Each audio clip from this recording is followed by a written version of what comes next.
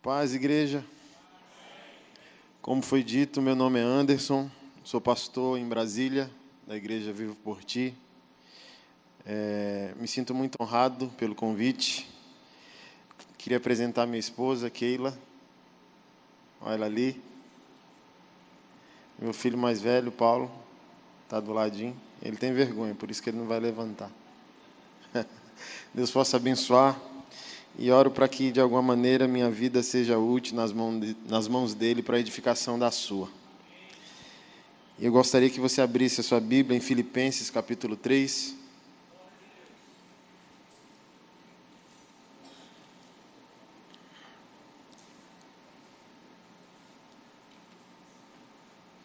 Filipenses, capítulo 3, verso 1.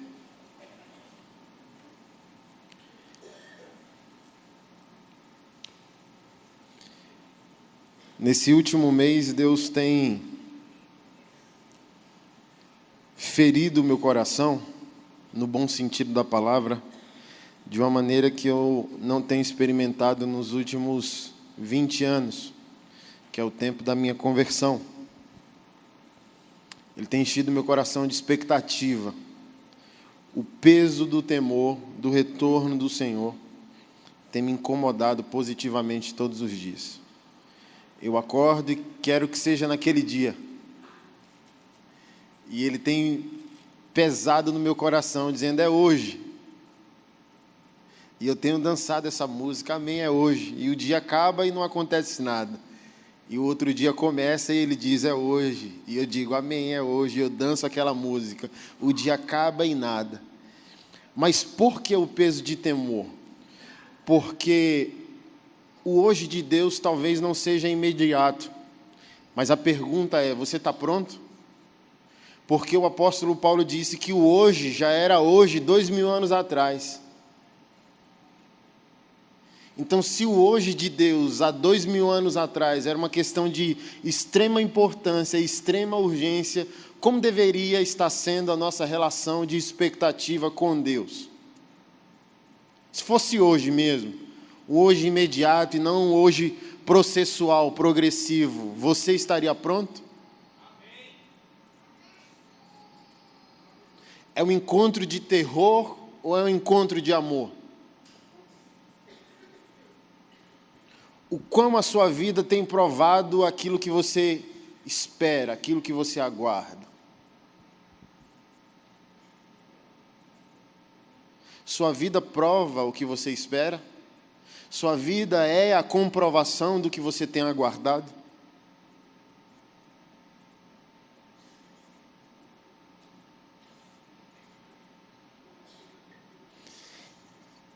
E ninguém melhor que o apóstolo Paulo para falar sobre essas profundas expectativas que nós devemos ter em Deus. E ele escreveu, capítulo 3, verso 1. Finalmente, meus irmãos, alegrem-se no Senhor. Escrever de novo as mesmas coisas não é cansativo para mim, é uma segurança para vocês. Cuidado com os cães, cuidado com esses que praticam o mal, cuidado com a falsa circuncisão, pois nós é que somos a circuncisão. Nós que adoramos pelo Espírito de Deus, nós que nos gloriamos em Cristo Jesus e não temos confiança alguma na carne, embora eu mesmo tivesse razões para ter tal confiança. Se alguém pensa ter razões para confiar na carne, eu ainda mais. Circuncidado no 8º dia de vida, pertencente ao povo de Israel, à tribo de Benjamim, verdadeiro hebreu, quanto à lei fariseu, quanto ao zelo perseguidor da igreja, quanto à justiça que há na lei, irrepreensível. Mas o que para mim era lucro, passei a considerar como perda por causa de Cristo. Mais do que isso, considero tudo como perda, comparado com a suprema grandeza do conhecimento de Cristo Jesus, meu Senhor, por quem perdi todas as coisas. Eu as considero como esterco, para poder ganhar Cristo e ser encontrado nele, não tendo a minha própria justiça que procede da lei, mas a que vem mediante a fé em Cristo, a justiça que procede de Deus e se baseia na fé. Quero conhecer a Cristo, o poder da sua ressurreição, a participação em seus sofrimentos, tornando-me como ele em sua morte, para que de alguma forma alcance a ressurreição dentre os mortos. Não que eu já tenha obtido tudo isso, ou tenha sido aperfeiçoado, mas prossigo para alcançá-lo. Até aqui. Pai, em nome de Jesus, nós cremos em Tua palavra e pedimos que ela alcance a nossa mente, o nosso coração e o nosso estilo de vida para a Tua glória, em nome de Jesus. Esse é o estilo de vida de quem está aguardando alguém ou alguma coisa. Não existe expectativa sem prejuízo.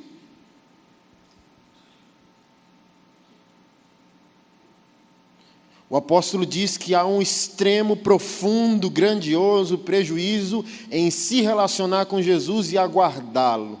O que você tem? O que você tem que julga ser demasiadamente precioso? Ao que você ama, que você não abre mão com tamanha facilidade. Talvez o que nós tenhamos nem se compara ao que esse homem tinha. Mas ele diz que quando a vida do Senhor encontra com a nossa, o resultado é exatamente isso. Nós passamos a viver em um estado de constante aleluia e de expectativa.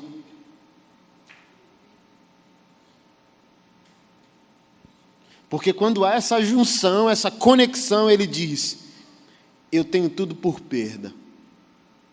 Mas ele vai, não é só isso. Ele diz: eu considero tudo por perda por causa do conhecimento de Cristo Jesus.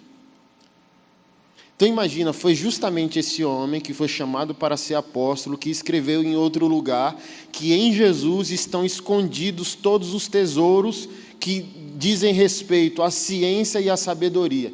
Então todo esse mistério da criação. Então vamos pensar nos planetas e nas galáxias. Então quando o indivíduo entra profundamente em seu relacionamento com o Criador, ele surta.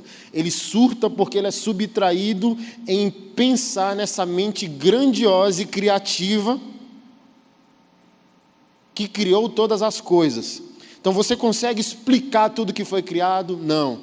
E ele diz: em Jesus estão escondidos todos esses tesouros da ciência e da sabedoria. Então ele não é uma simples pessoa. Por onde eu passo eu digo, o texto que mais causa impacto em minha vida, em minha fé, é Apocalipse capítulo 1. Não tem pregação que eu não possa citar aquilo, porque diz respeito a um discípulo que era muito íntimo de Jesus, alguém que caminhou de perto ao ponto de reclinar a cabeça no ombro de Cristo e dormir. Mas quando Jesus se apresenta a ele de uma forma total e não reduzida, porque Jesus Cristo é a redução de quem Deus é. O apóstolo Paulo diz que Jesus se esvaziou para caber em forma humana. Então Jesus, se você me permite essa heresia pessoal, é uma amostra grátis de Deus, mas Deus não é homem, Deus se fez homem. Então na ilha de Patmos, Deus se apresenta em Cristo Jesus como Ele verdadeiramente é, na totalidade do seu poder, da sua natureza, ao ponto do apóstolo João ser visto como morto, cair como morto aos seus pés.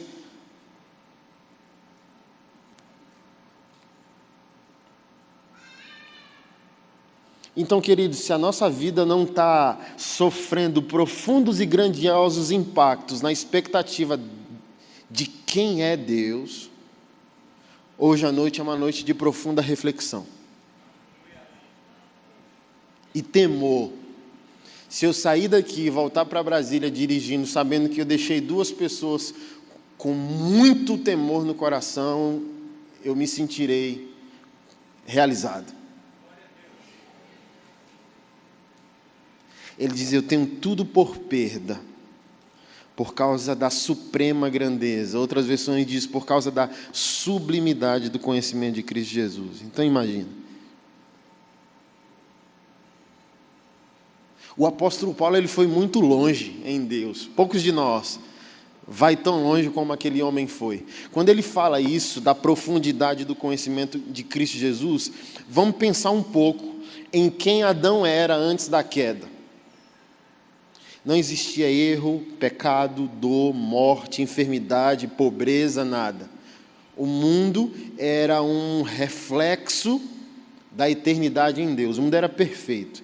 Deus criou e disse: muito bom tudo o que eu fiz. Então, quando o apóstolo Paulo diz que em Cristo estão escondidos os tesouros, é porque quanto mais ele se entrega a Deus, ele desiste, ele perde e abraça aquilo que está em Cristo Jesus.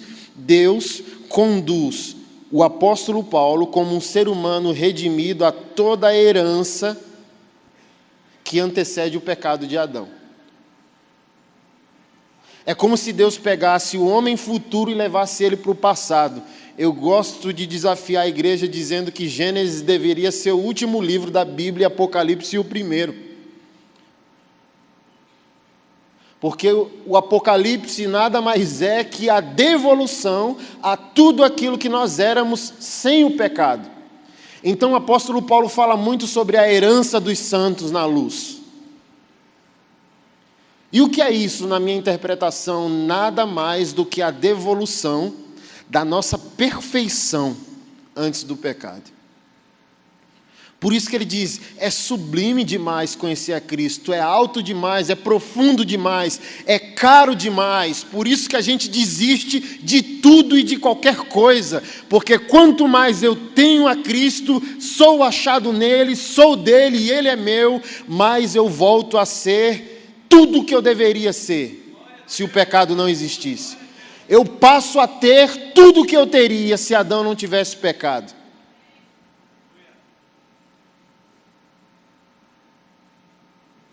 O que é uma cura física? Uma amostra grátis do corpo glorioso que nós tínhamos em Adão, macho.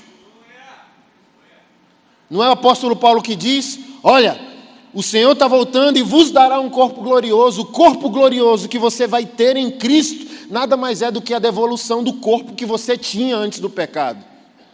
O que é a prosperidade financeira? A amostra grátis da pobreza que nunca existiu. Nunca existiu.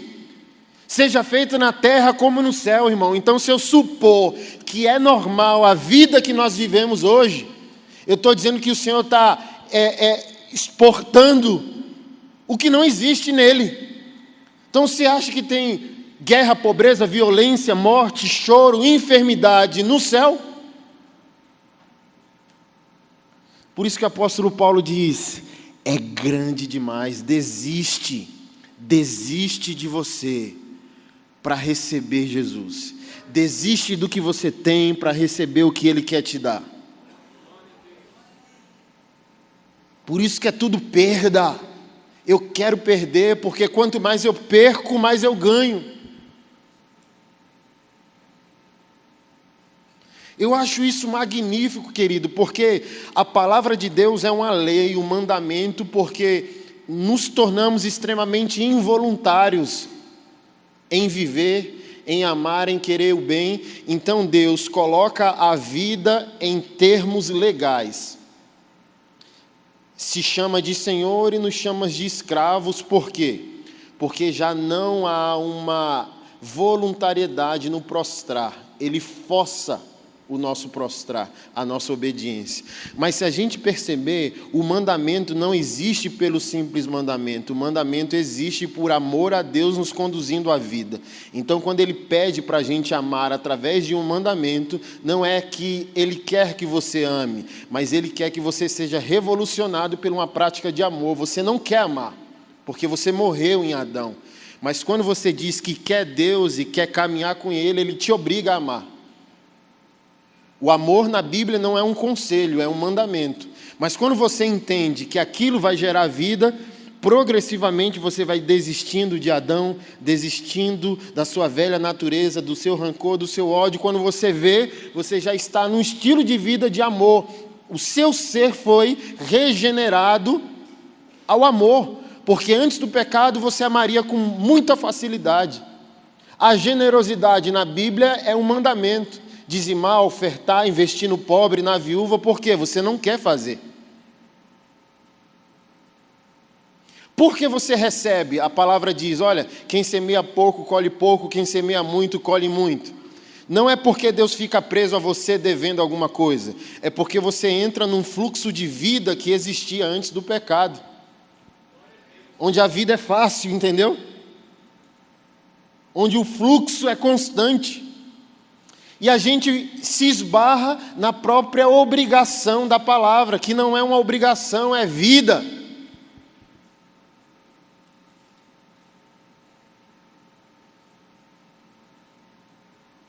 O que você tem perdido?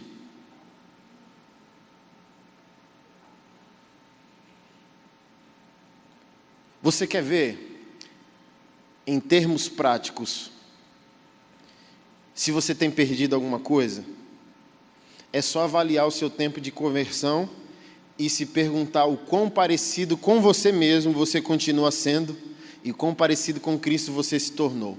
Então, se é 10 anos de conversão e você ainda é o que você era 10 anos atrás, você não tem perdido nada, por isso que não tem expectativa, empolgação, não vive aleluiado, irmão. É uma porta sentada no domingo.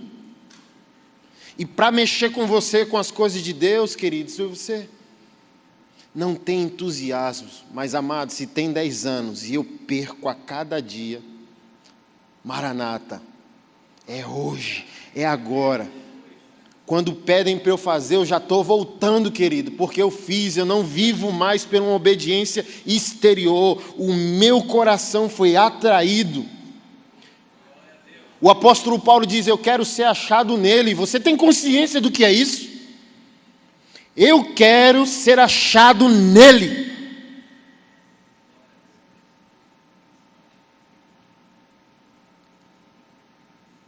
Então você está pronto. É o orar e sem cessar, querido. Ele não falou isso dizendo para você viver ajoelhado 24 horas por dia, porque você trabalha, vive, tem mulher, tem marido, tem criança, trabalha, dirige. Então ele não mandou você parar a vida para orar.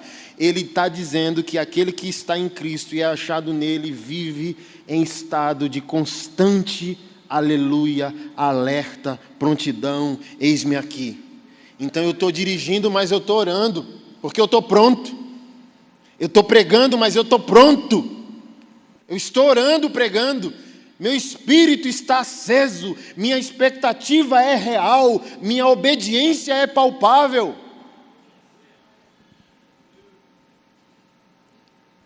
Eu estou lavando louça dizendo, eis-me aqui. Sabe qual é a minha expectativa, Anderson? Eu acordo e digo, qual é a boa do dia?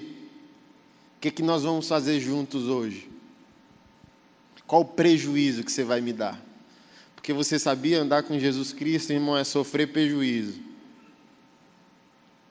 Mas o prejuízo lucrativo, amado. Porque Ele dá para nós na mesma medida que Ele tira. Ele está tirando tempo da tua vida para dar para outra pessoa, Ele te dá mais tempo. Ele está tirando dinheiro da tua vida para dar para outra pessoa, Ele te dá mais dinheiro. Ele está tirando saúde tua para tu investir em outra pessoa, Ele te dá mais dias sobre a terra. Prejuízo bom, amado. Eu tenho falado no último mês, se eu estava disposto a Cristo hoje, só demora 5 segundos, amado. Só 5. Ele não precisa mais de 5 segundos para falar comigo o que Ele quer. Que é tão bom sofrer na mão de Cristo e ver que esse sofrimento promove eternidade, vida, bênção, provisão, milagre, prosperidade, que eu falo, leve tudo, leve. O que você quer? Leve. Sabe por quê? Porque quando eu vejo Ele falar comigo dizendo, me dê, eu já consigo ter uma visão clara do futuro. Ele já foi lá preparar o futuro para mim.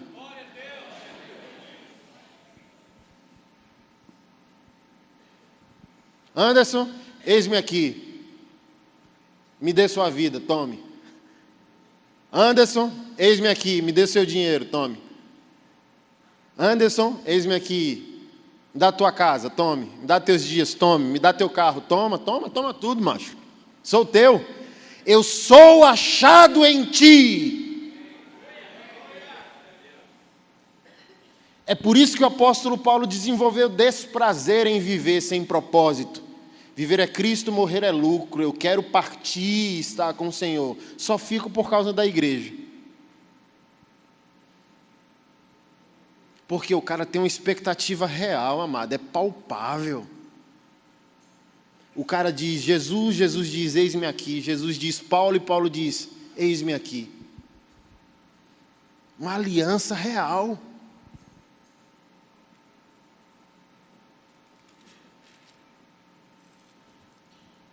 Se o seu ego está intacto, querido, não é Cristo que você está seguindo, amado. O seguir Cristo aniquila o ego, a autonomia, o individualismo. Se você está caminhando com Cristo, você está morrendo a cada dia e Cristo está tomando conta de você e te devolvendo a sua nova natureza.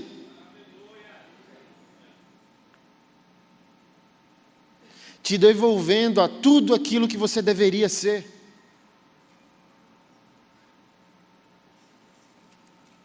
Porque imagina, querido, se Jesus Cristo tem dificuldade em ter o que é teu, será que Ele tem em você?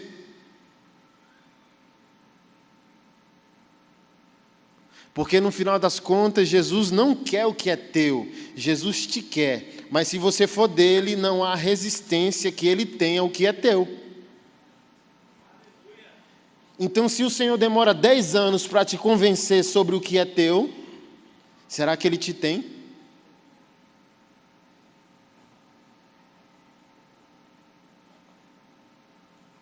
Quanto tempo Jesus precisa gastar contigo concernente às escolhas que Ele quer que você tome?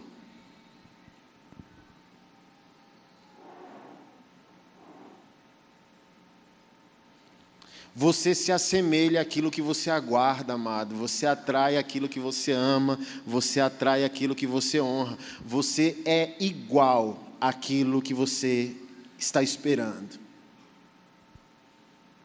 Você se torna semelhante àquilo que você está esperando. Então, se passaram 10 anos e você quer o Senhor, está com o Senhor, mas não está se assemelhando a Ele, infelizmente não é a Ele que você está esperando. Porque, querido, se for hoje que Ele volta, Ele vai te pegar dançando. Se for hoje, querido, como que Jesus encontra você?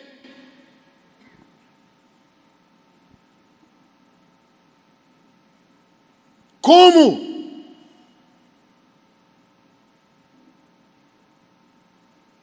O dia do Senhor te pega como um ladrão?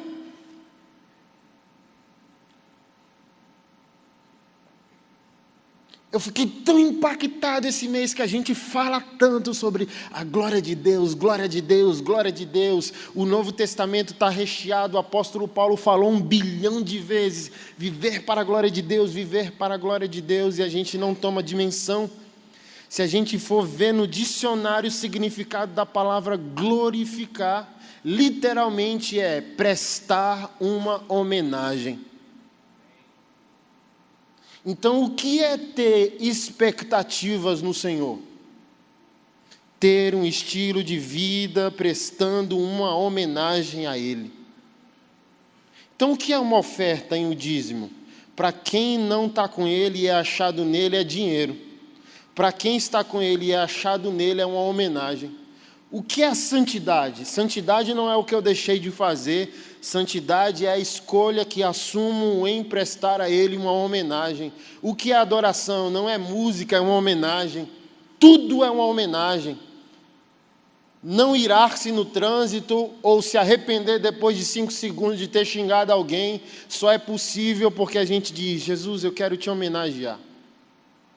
Resolver os conflitos matrimoniais, mesmo sem o cônjuge merecer, nada mais é do que Jesus Cristo merece. Que eu não grite, que eu não seja agressivo, Jesus Cristo merece. Que eu preste uma homenagem a Ele, me comportando diferente do que eu me comportaria se Ele não estivesse na minha vida. Muda tudo ou não muda? Jesus, eu quero te homenagear. E, meu irmão, isso é crescente.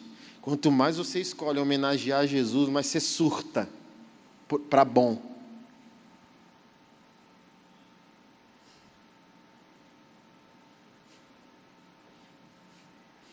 Minha esposa e os irmãos dizendo: o que está acontecendo com você, macho? Está virando pentecostal? Demais, irmão! Demais! Eu não quero ser achado frio, irmão. Se vão me chamar de pentecostal, que bom! Eu quero que fique pior, no bom sentido.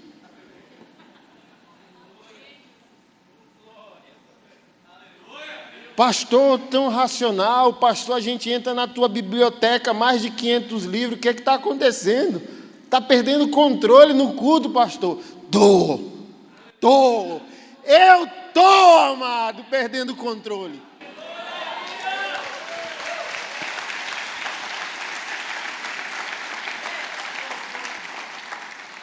Eu quero perder o controle, porque eu quero ser achado nele. A vida não é comum, querido, se relacionando com uma pessoa como Jesus. Os seus olhos são como chamas de fogo. A sua voz é como o som de muitas águas. E João começa a descrever. E quando eu o vi, caí como morto aos seus pés. É possível ter um relacionamento com Cristo na totalidade do seu ser, sem ser afetado profundamente, para nunca mais viver uma vida normal, amado?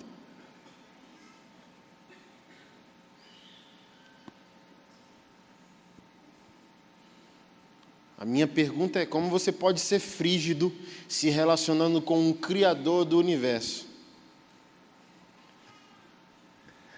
Lembra da mulher que foi pega em flagrante adultério? Os religiosos chegaram e disseram: Moisés mandou apedrejar essa mulher. O que você diz? Aí alguns irmãos sugerem que quando Jesus desceu, ficou brincando com a terra. Eu já ouvi pregação dizendo: é porque Jesus está dando uma grande lição.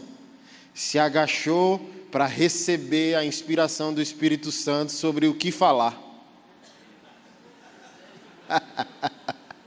Misericórdia. Sabe por quê? Eu acho que Jesus ficou tão zonzo assim pela tolice da pergunta, que ele falou: rapaz, eu quero até desmaiar de tão tola que é a pergunta. Então deixa eu tentar equilibrar minha cabeça aqui. Aí ele agachou um pouco. Sabe por quê? Porque ele dizia aquelas pessoas: antes de Abraão eu sou, antes de Moisés eu sou. Jesus Cristo não tinha o que responder, porque ele era o que Moisés escreveu. Ele é o que Moisés escreveu. Ele estava na mente de Moisés quando Moisés escreveu. Ele estava ao lado de Moisés quando Moisés escreveu. Ele estava no coração de Moisés quando Moisés escreveu. João diz: sem ele, nada do que foi feito se fez. Ele é o Criador e o sustentador de todas as coisas. Agora eu pergunto a você, querido: por que você está do jeito que está, sendo que o seu Deus é essa pessoa gloriosa, maravilhosa, santa, perfeita e eterna? Como que você é o mesmo depois de 1 ano de convertido? Como que você é o mesmo depois de 5 anos de convertido? Como que você é o mesmo depois de 30 anos de convertido, amado? O que não estava acontecendo na tua vida há 30 anos atrás precisa estar acontecendo demais hoje. Quanto mais o tempo passa, mais santo, fervoroso, redimido, objetivo você deveria se tornar. É igual um casamento, querido. Um casamento de quem não tem intimidade vira amizade ao ponto de beirar o divórcio. Casamento de quem entende, quanto mais os anos passam, mais junção. Porque quanto mais o tempo passa, mais intimidade você tem. Mais você sabe o que o outro pensa, o que o outro quer, como quer. Então, como que nós estamos há anos com o Senhor e não sabemos o que Ele quer? Não sabemos. Pastor, como saber que é Jesus falando comigo? Como assim, irmão? 5 anos de convertido e você não sabe quando é o Senhor falando com você?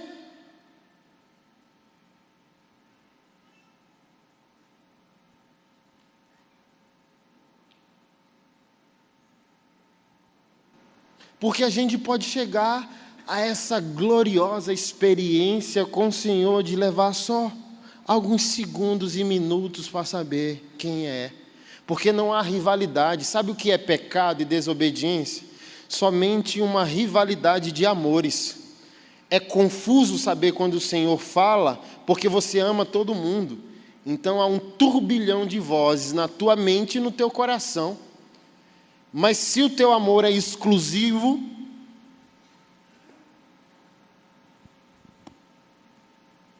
não há dúvida da voz de quem você ama. Por que você não consegue discernir? Porque há muitos rivais. Por que nós geralmente exercemos santidade de fuga? Não conseguimos ser luz no mundo e sal da terra. Porque nós sabemos que não amamos ao Senhor adequadamente. Nós sabemos que quem paga mais leva a gente. Que o ambiente nos faz quando nós deveríamos moldar o ambiente. Nós chegamos ao ambiente, o ambiente tem que se adequar a nós e não nós ao ambiente. E por que o cristão foge do mundo? Porque sabe que ele tem uma problemática de amor. Há muitos rivais entre ele e Jesus.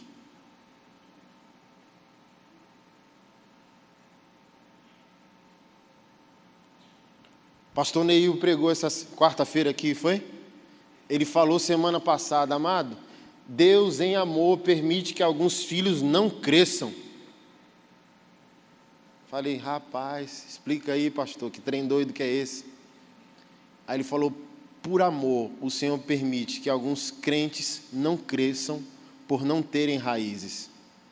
Vai continuar sem ser abençoado, vai continuar doente, vai continuar endividado, vai continuar quebrado, sem dinheiro. Por quê? Não tem suporte para aguentar o crescimento. Aí, por amor, Deus diz, fica aí. Eu te amo, mas vai ficar aí. Mas quando é o contrário, eu tenho tudo por perda.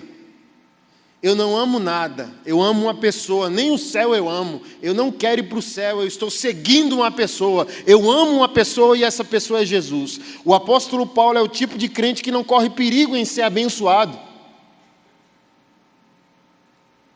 Tendo muito ele é, tendo pouco ele é.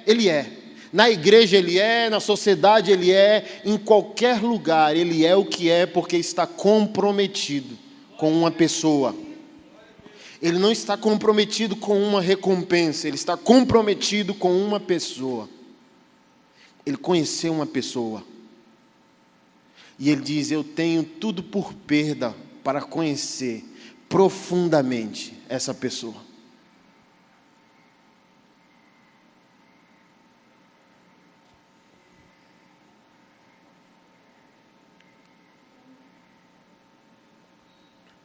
Quero conhecer Jesus. Irmão, como isso tem mexido comigo. Eu quero conhecer Jesus.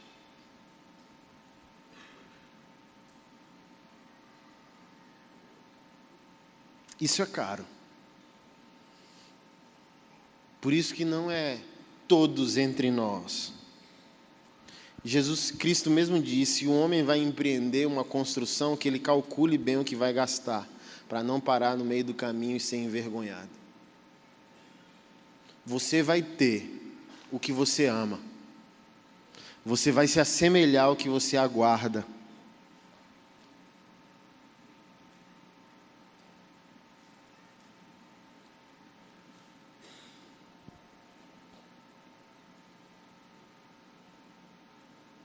Porque é dentro disso, querido, nessa fidelidade do pouco que você se habilita ao muito. Nós queremos o fim das coisas sem o peso de seguir a Jesus.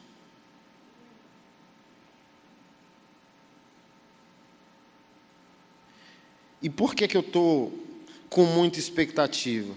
Amado, porque o hoje de Deus não tem 24 horas e é por isso que muito crente tem ficar da beira do caminho, é por isso que existe esse movimento de desigrejado, é por isso que você olha 10 anos atrás e o tanto de gente que caminhava com você não caminha mais, porque as pessoas querem um hoje imediato, sem reconhecer que o hoje de Deus não tem 24 horas. Pedro diz que para Deus um dia é como 1000 anos e 1000 anos como um dia. Então quando Deus diz, é hoje, filho, eu tenho que dançar, mas esse hoje de Deus pode ser daqui a 10 anos, daqui a 18 anos.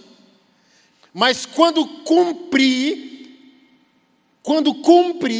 Deus vai me encontrar com a mesma disposição de 18 anos atrás, quando Ele disse: crente não se alegra quando recebe, crente se alegra quando Deus diz.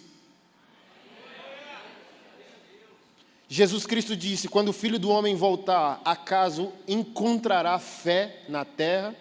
Eu substituo essa palavra fé por constância, fidelidade, compromisso. Se passaram 30 anos, o que você falou há 30 anos atrás, o seu coração mantém a mesma disposição depois de 30 anos?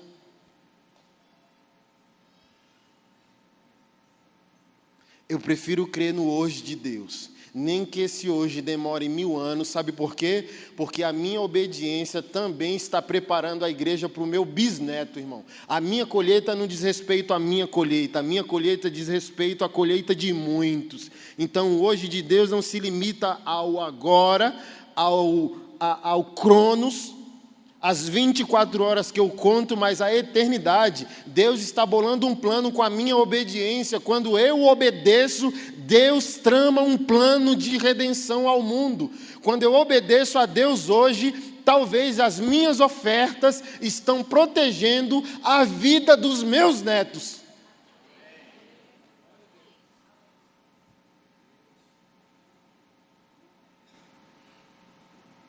Olha, tu guardou meu nome, não negou o meu testemunho, fazia tudo certo, mas eu tenho contra ti que tu abandonastes o primeiro amor. Então olha só, Deus não quer que você faça o que Ele mandou, Deus não quer que você faça a coisa certa, Deus quer que você tenha o coração certo, amando uma pessoa e não uma regra ou uma recompensa. Deus falou com você naquela ponta. Na outra ponta, Deus quer você com a mesma disposição de coração e fervor. Eita, Jesus é hoje. Eita, Jesus é hoje. Eita, Jesus é hoje. É hoje. Irmão, é por isso que a igreja está rasa. Porque a gente está contando as bênçãos de Deus a partir das 24 horas.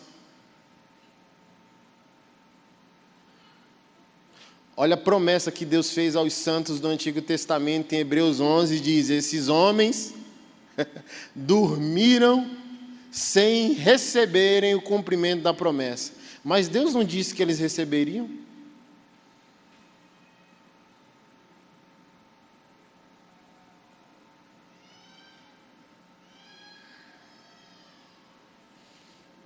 Um pastor, numa das conferências de líderes e pastores do CEPAL, contou uma história que, se você ouvir, mexe demais com a gente, querido. Que um casal de missionários abandonou tudo em nome de Deus, foi para uma outra nação, outro país, ficou servindo a Deus por mais de 20 anos. Já perto da velhice, retornaram para casa, de navio. Ao avistarem o porto, viu uma movimentação de gente, festa, balão, fogos e tal. É a nossa igreja preparando o nosso retorno. E quando o barco atracou, que eles foram ver, não era a igreja. Tudo bem, mas deve ter alguma coisa em casa nos esperando. E eles chegaram em casa, não tinha igreja, não tinha família, não tinha ninguém, não tinha nada. E aquele homem já entrou dentro de casa irritado, e a esposa querendo amenizar a situação. Ele diz: eu não estou nem aí não. Como que esse Deus trata seus servos dessa maneira? Depois de nos enviar por mais de 20 anos a sua obra, é assim que Ele nos recebe em casa? E ela: calma, amor, não é bem assim. Ele falou: eu vou sair, fica aí, conversa com teu Deus e pergunta para Ele se é assim que Ele trata seus servos. E aquele homem passou o dia na rua irritado e voltou para casa, Quando voltou para casa, ele perguntou à esposa: falou com teu Deus? Falei. E o que ele disse? Que ainda não chegamos em casa.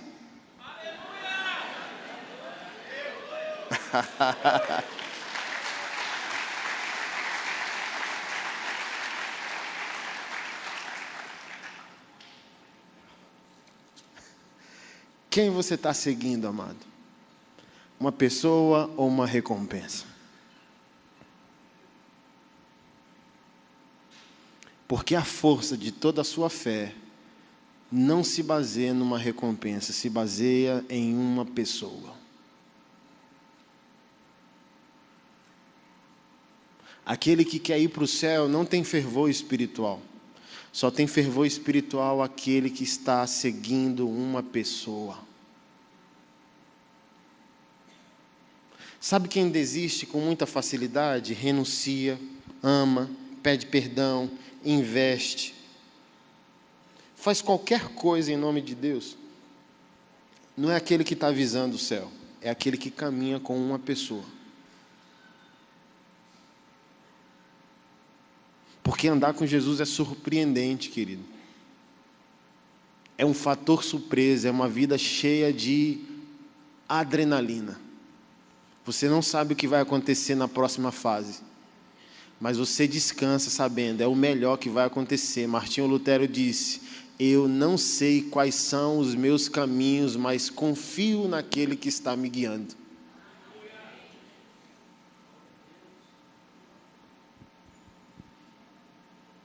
Então, quando Jesus Cristo diz: filho, faça isso, de pronto você obedece, porque você sabe que eternamente alguma coisa aconteceu a partir da sua obediência.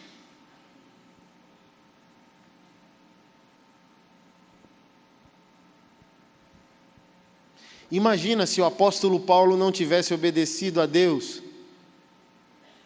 Nós nem estaríamos aqui, porque todos nós, rara exceção de 1% hoje aqui entre nós, é judeu. Todos nós aqui somos gentios. Se o apóstolo Paulo não tivesse amado a Cristo, nós não existíamos. Porque aquele homem seguia uma pessoa, o evangelho foi pregado aos gentios, que somos nós. A sua obediência promove consequências eternas.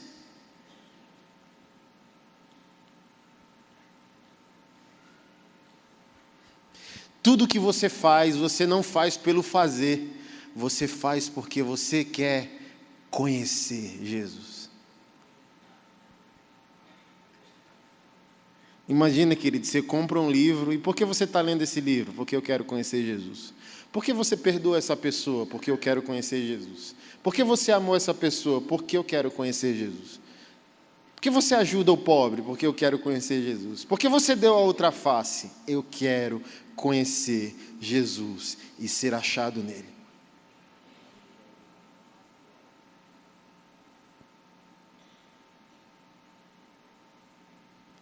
Como que você acha que uma pessoa saía ao se encontrar com Cristo e ter alguns segundos e minutos com Ele?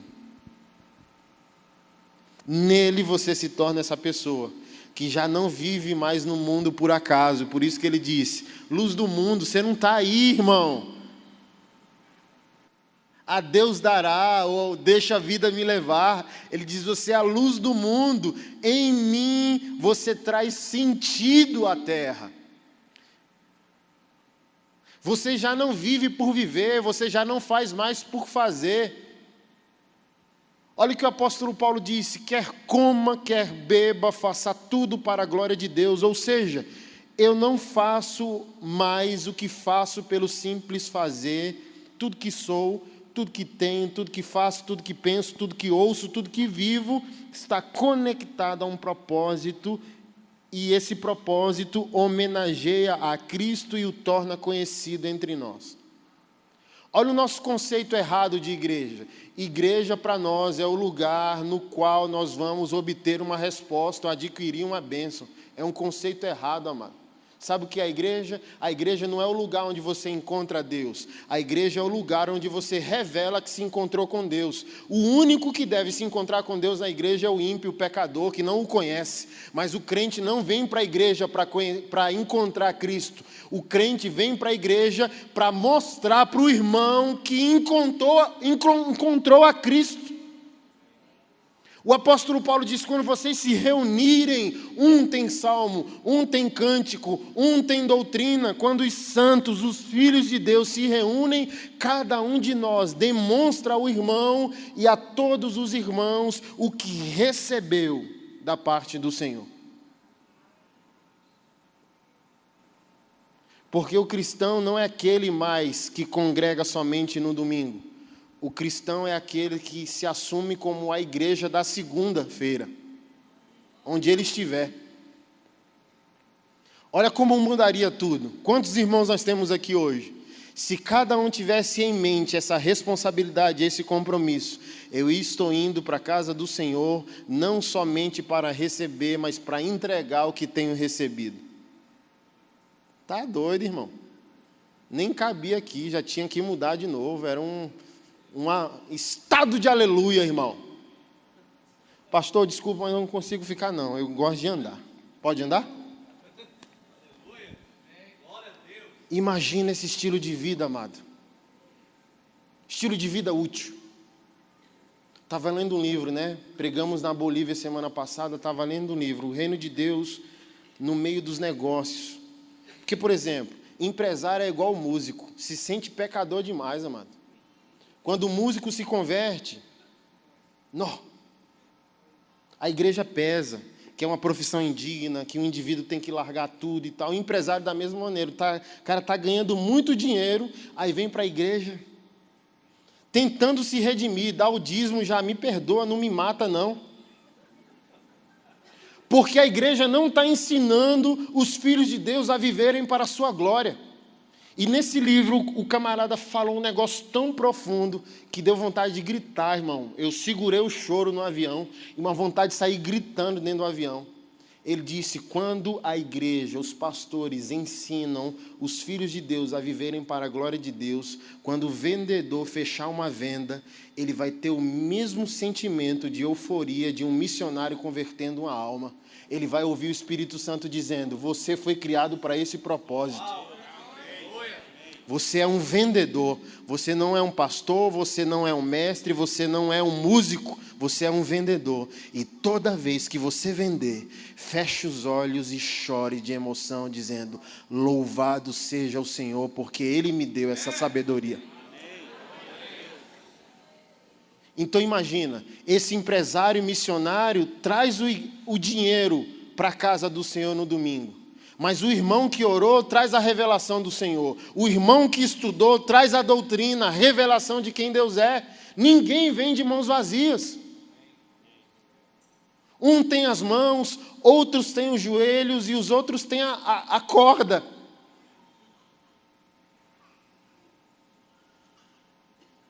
Mas não é assim.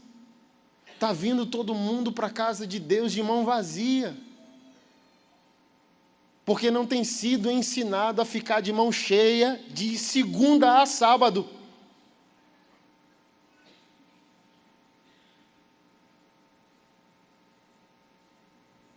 Não tem expectativa, amado, de nada. Está tímido.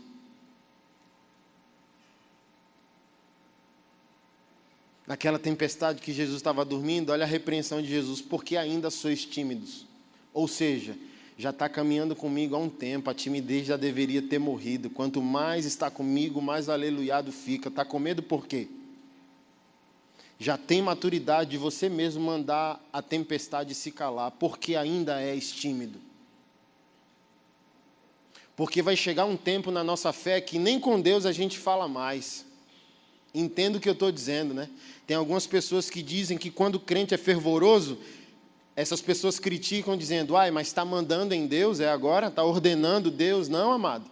É que quando a gente amadurece, a gente sabe que nós nos tornamos os representantes de Deus. Quem é policial aqui? Levanta a mão. Poucos irmãos. Vocês estão na rua e vocês viram um indivíduo ir contra a vida de alguém, um roubo, um furto, vocês ligam para o quartel dizendo, posso prender? É assim, irmão? O que o policial vai fazer? Assim é o crente, macho. Ele não precisa ficar ligando para Deus, dizendo, Deus pode, não, irmão. Porque ele já amadureceu ao ponto de saber qual é a sua responsabilidade no reino. Então, um cristão que assume a sua responsabilidade também se transforma em um agente de transformação.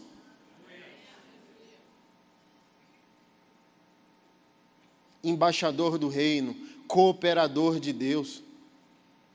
Porque nem tudo Jesus perguntava para o Pai, viu? Nem tudo os apóstolos perguntavam para Jesus, porque já sabiam o que tinham que fazer.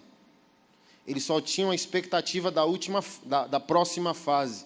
Em Atos dos Apóstolos, escrito que Paulo, reunido com alguns irmãos, e o Espírito Santo falou com eles sobre tudo aquilo que aconteceria com o apóstolo em Jerusalém. Olha o que o apóstolo Paulo falou, não faça isso com o meu coração.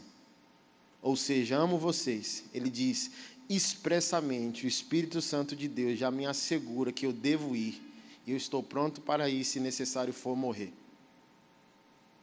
Ou seja, crente maduro não é pego de surpresa, não precisa do eis que diz o Senhor. Tem uma fase para a gente viver em dependência, mas tem uma fase que nós vivemos em independência, porque o Pai tem interesse de falar diretamente com o Filho e preparar o espírito dele. Então olha o que o apóstolo Paulo disse, eu não sou mais criança, eu sei o que tenho que fazer, Deus já me falou, não faz isso, não, eu vou fazer, Deus já falou comigo.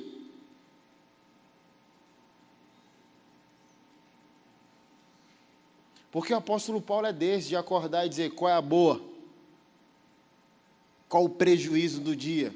Vai para Jerusalém, vai apanhar, vão te prender e vão tentar te matar. Tamo junto. Aí vem um outro crente dizendo, não faz isso, eu vi pelo Espírito que você vai ser preso. Eu já sei, macho, já estou pronto, já perdi. Já perdi.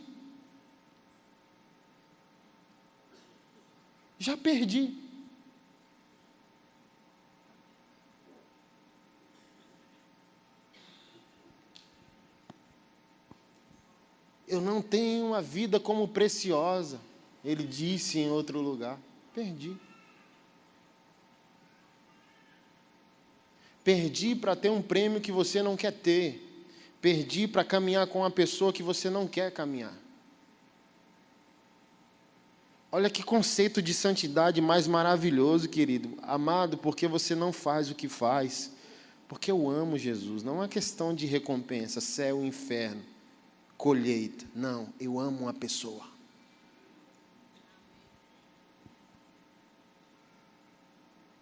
E essa pessoa me sacia. Isaías e Salomão falaram quase a mesma coisa, dizendo que aquele que está faminto faz do amargo doce. Ou seja, você só pode dar de comer para quem está com fome, mas você não pode dar de comer para quem está saciado. Quem quer uma recompensa vive com fome, por isso quem pagar mais leva. Quem está satisfeito é porque caminha com Cristo. E quem senta na mesa para comer de Cristo, ninguém mais consegue dar de comer para essa pessoa. Se Jesus dá de comer para você, quem pode te dar de comer? Seu paladar, aguçou.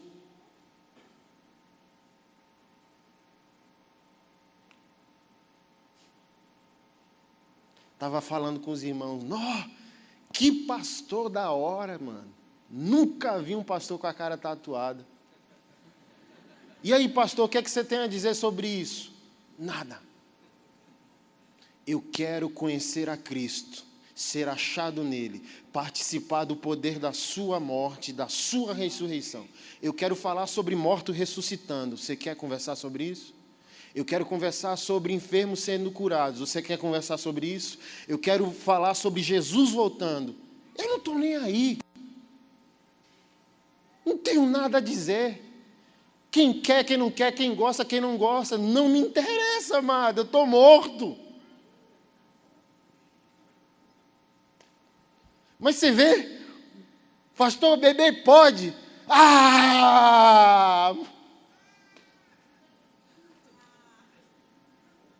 Pastor, tatuar pode. Não! Eu quero conhecer a Cristo, entende? As raposinhas e pendir na plenitude.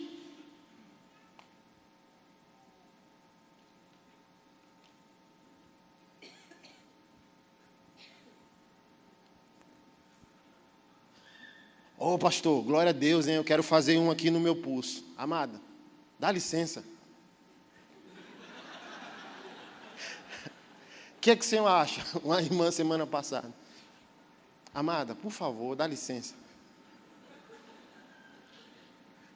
Aí o irmão chegou para mim e disse, pastor, por que você está calado? Porque eu estou meditando. Pastor, por que você está com fone no ouvido? Eu estou ouvindo, estou louvando. Pastor, por que você é tão calado? Amado, porque eu estou ruminando a voz do meu amado. Me deixa aqui quietinho. Olha, deixa eu explicar. Eu estou aqui, mas não estou aqui.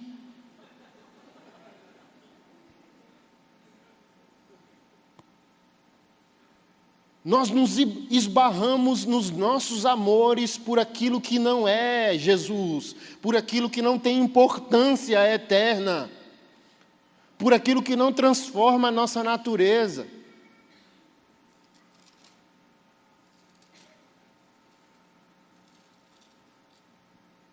Eu quero conhecer Jesus.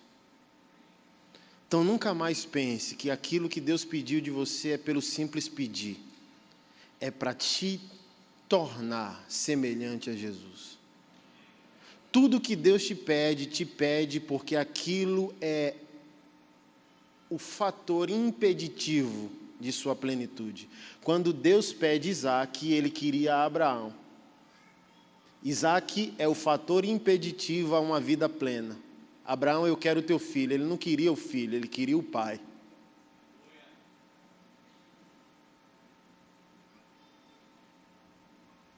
Então, nada do que Deus te pede, querido, é destituído do fato de que Deus já preparou algo melhor. Deus não queria dar a Abraão Isaac. Queria dar a Abraão a multidão.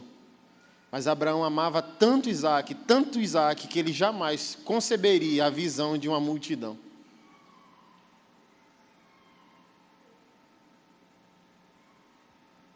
Então, quando Deus te pede, é para te livrar de ti mesmo e te colocar aqui, ó, eu quero conhecer a Cristo. Desista de você, perca para ganhar. Perca para ganhar. Não que eu tenha obtido ou tenha sido aperfeiçoado, mas prossigo para alcançá-lo. Prossigo para alcançá-lo. Então, tudo que faço, não faço pelo fazer. Faço porque estou perseguindo uma pessoa. E essa pessoa que eu estou perseguindo requer isso de mim. Ele merece. Não foi a canção dos Morávios? Por que vocês vão se vender como escravos para pegar os escravos? Porque Cristo merece. Que o Cordeiro receba a recompensa do seu sofrimento.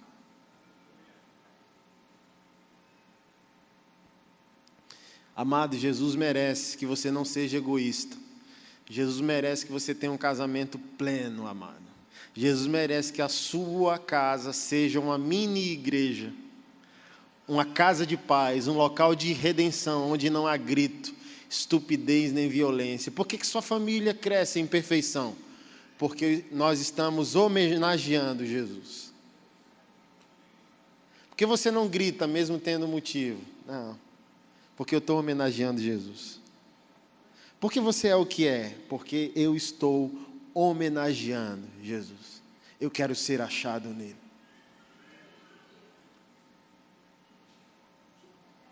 Eu quero ser achado nele. Você consegue dimensionar isso que eu estou dizendo? uma vida em estado de constante aleluia. Pega o que você sente enquanto nós adoramos juntos aqui a Deus, uma presença tão maravilhosa enquanto nós louvávamos, assumindo a possibilidade disso fazer parte da nossa vida de segunda a sábado. Trabalhando, orando. Dirigindo, orando. No ônibus, orando. Eu desafio a igreja que eu pastoreio, amado, minhas maiores experiências com Deus não têm sido nem na igreja. É vivendo. É tomando um cafezinho de manhã, pensando em Jesus e a lágrima descendo fácil. Ah, como eu te amo.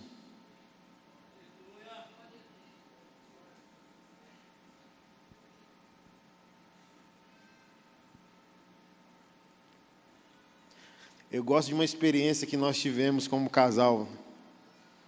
E às vezes a gente fica meio... Eu confesso, eu fico meio entristecido. Eu acho o seguinte, nos tornamos pecadores por causa de Adão. Por causa do pecado, a vida não é fácil, a vida é uma guerra, é um combate. Mas onde há redenção, há paz. Onde há redenção, crescemos em plenitude.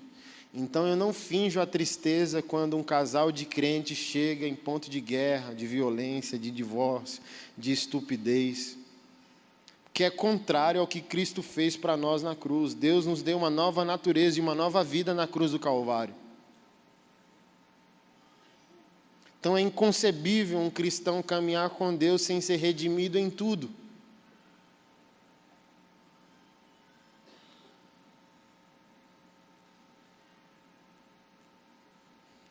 E foi assim que a gente casou, né? Temos 10 anos de casados. Foi uns 9 anos atrás, quando eu só tinha para dar a essa mulher um colchão no chão sem cama e um fogão sem botijão, e a vida era boa demais. Ficamos um ano em missões aqui em Anápolis. Difícil, amado. Fome, sofrimento, mas milagre também. Aí ela falava, ô, tempo bom, né? A gente viveu tanto milagre, vamos voltar. Eu falo, quero nada, macho. Tem a parte boa, mas era difícil demais.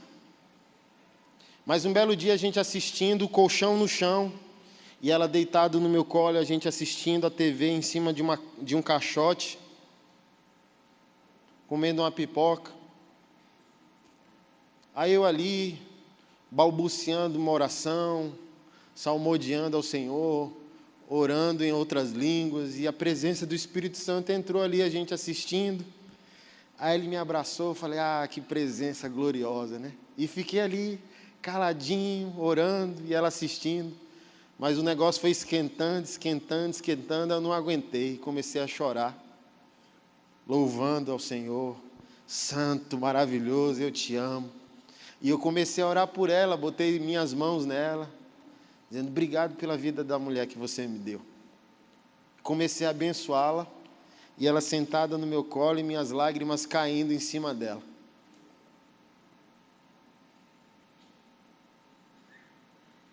Eu acho que hoje eu posso pedir o braço dela, e ela me dá.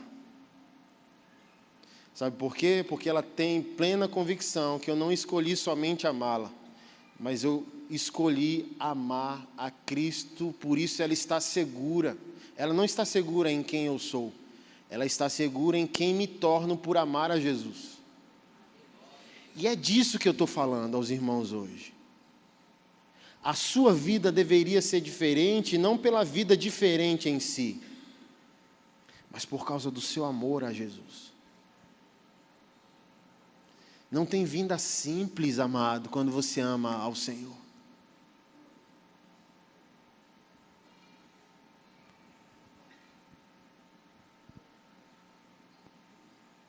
E disse Deus, haja luz. Você imagina, Jesus é a palavra criativa de Deus que criou todas as coisas. E essa pessoa caminha com você, habita em você. Como que a tua vida pode ser comum? Como?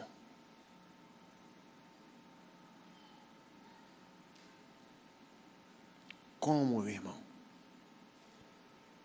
Como que sua vida pode ser comum?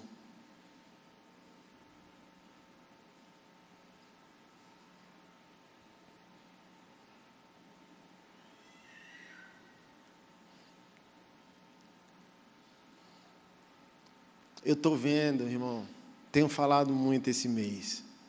Jesus está aprontando algo no Brasil que vai fazer muito barulho daqui a muito pouco tempo. Não sei se você tem percebido o tanto de gente nova, homens e mulheres, jovens abaixo dos 25 anos, um movimento silencioso, e Deus levantando essas pessoas. Você está vendo pastores novos se levantando, e esses pastores novos não se acham melhores que os pastores antigos. É a profecia se cumprindo, o coração do filho ao pai, o coração do pai ao filho, e um movimento crescente. Líderes de adoração no Brasil sendo levantado abaixo dos 25 anos. Silencioso, um movimento de quebrantamento, expectativa, santidade sendo gerada. Jesus vai fazer muito barulho nos próximos anos no Brasil. E se você não amá-lo, você não vai fazer parte disso. E a nossa oração hoje é: Jesus, não deixa a gente fora dos teus planos. Nessa agenda da última hora, nos últimos planos de Jesus, quem tem muito dinheiro, e esse muito dinheiro é de Jesus, vai ter muito mais. Por quê? A marca da besta é uma marca econômica, determina a economia das nações. E o Senhor tem interesse de prosperar um crente e uma igreja que vai saber administrar o tempo de crise.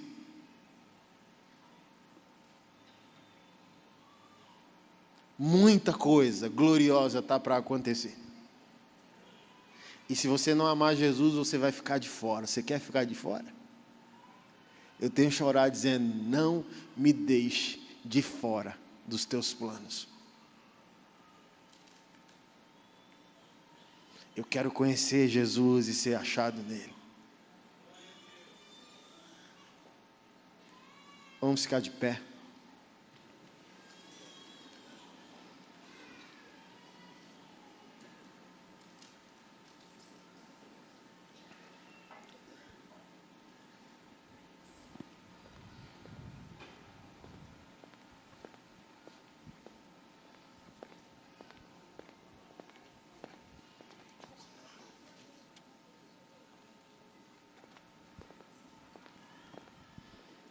Chamar a equipe de louvor. E eu queria abençoar alguns de vocês. Se a palavra fez sentido, se a palavra te encontrou nessa noite, faz sentido ao que você tem gerado no Espírito, nós queremos orar pela tua vida e te abençoar. Estabelecer um novo início, um novo ciclo na tua vida. Eu queria que você viesse aqui à frente.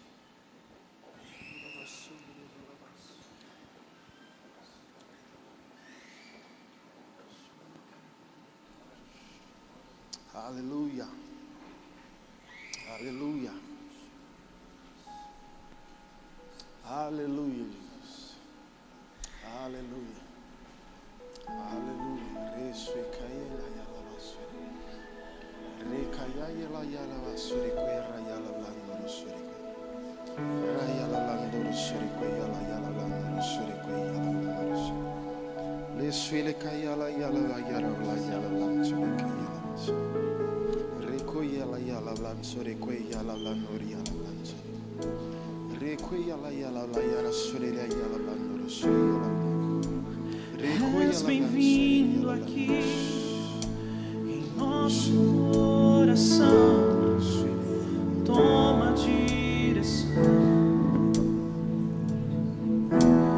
Deus, fogo consumidor, sem impedimentos, vem face a face, Senhor. Sopra em nós, Espírito,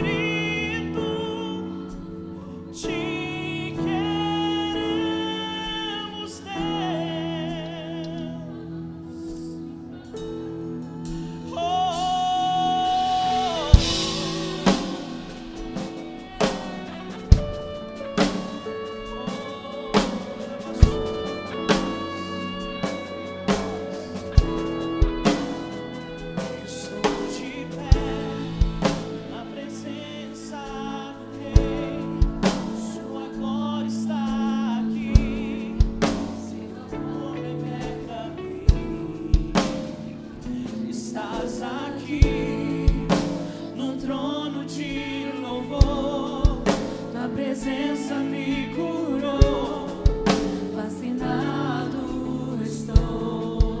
Vem e sopra em nós, sopra em nós, Espírito, te queremos ver. Vem e sopra em nós, Espírito, te queremos ver. Vem e sopra em nós, Espírito, te queremos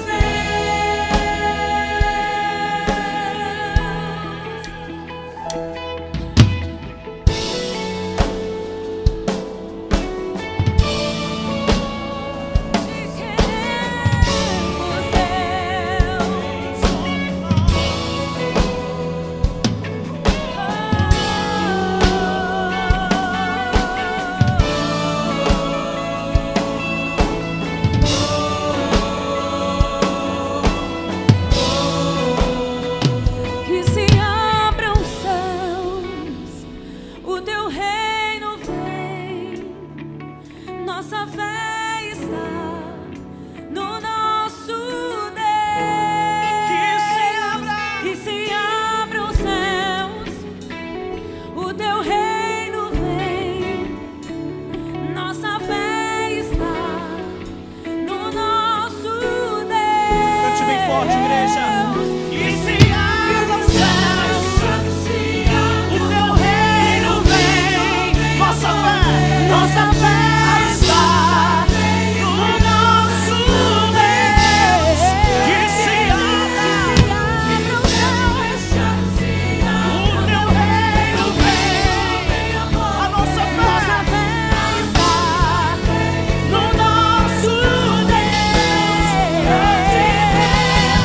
Que os céus fecham se abrem, teu reino venha mover. A nossa fé e esperança estão em Deus, grande Deus.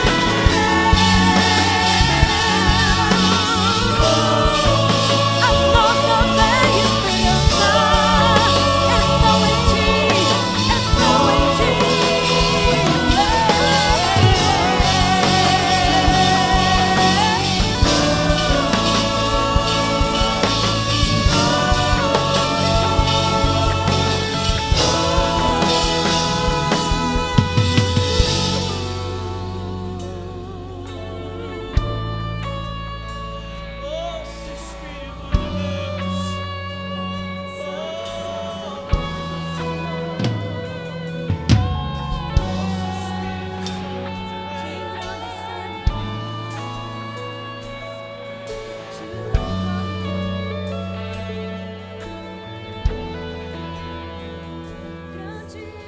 Sopra em nós, Espírito, Pega suas mãos e cante.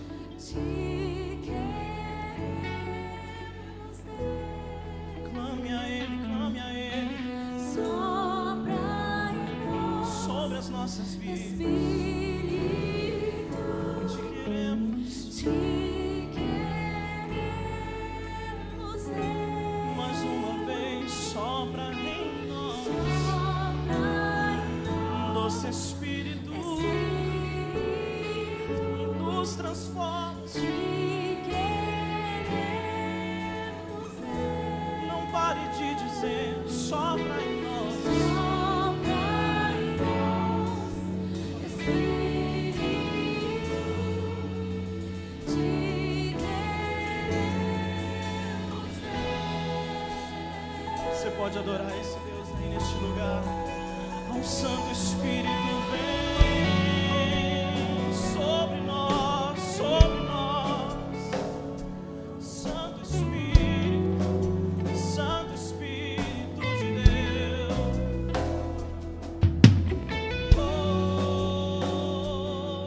Sobre nós, Espírito, sobre nós, sobre nós. Te queremos, Espírito.